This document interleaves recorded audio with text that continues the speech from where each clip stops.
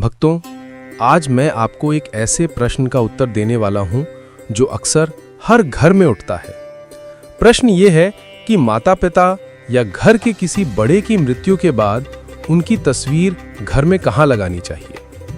क्या हमें मृतकों की फोटो घर में लगानी भी चाहिए या नहीं? और अगर लगानी चाहिए तो इसके सही नियम क्या हैं? भक्तों, जब घर में किसी की मृत्यु होती है तो लोग उनकी फोटो फ्रेम बनवाकर घर में टांग लेते हैं, लेकिन अक्सर लोग इसमें गलतियां कर बैठते हैं। यही गलतियां घर में परेशानियों को बुला लेती हैं। कभी पैसों की तंगी, कभी कामों में रुकावट और कई बार पितरों का असंतोष भी। असल बात यह है कि जब कोई व्यक्ति इस संसार को छोड़ देता है तो वो हमारे पूर्वज यानी पितर बन जाते हैं, और पितरों के लिए नियम भगवान से अलग होते हैं। भगवान की पूजा अलग होती है और पितरों की स्मृति अलग। सबसे बड़ी गलती लोग ये करते हैं कि अपने पूर्वजों की फोटो पूजा घर में टांग देते हैं। ये बिल्कुल गलत है, क्योंकि मंदिर में भगवान का स्थान है और पितरों का स्थान अलग। अगर आप ऐसा करते हो तो देवी देवता कभी प्रसन्न नहीं होंगे।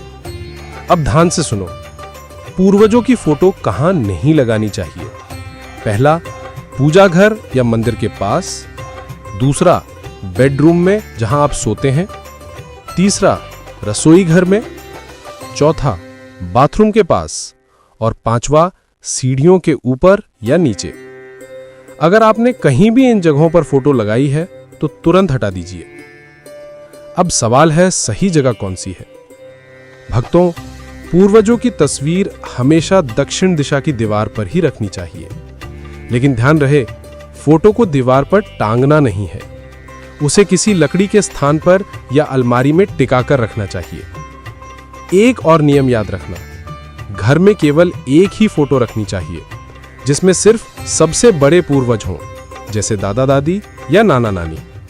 और कभी भी जीवित व्यक्ति की फोटो को मृतक की फोटो के साथ मत लगाना। अब एक सवाल बहुत लोग पूछते हैं, क्या हमें पूर्वजों की फोटो के सामने पूजा करनी चाहिए?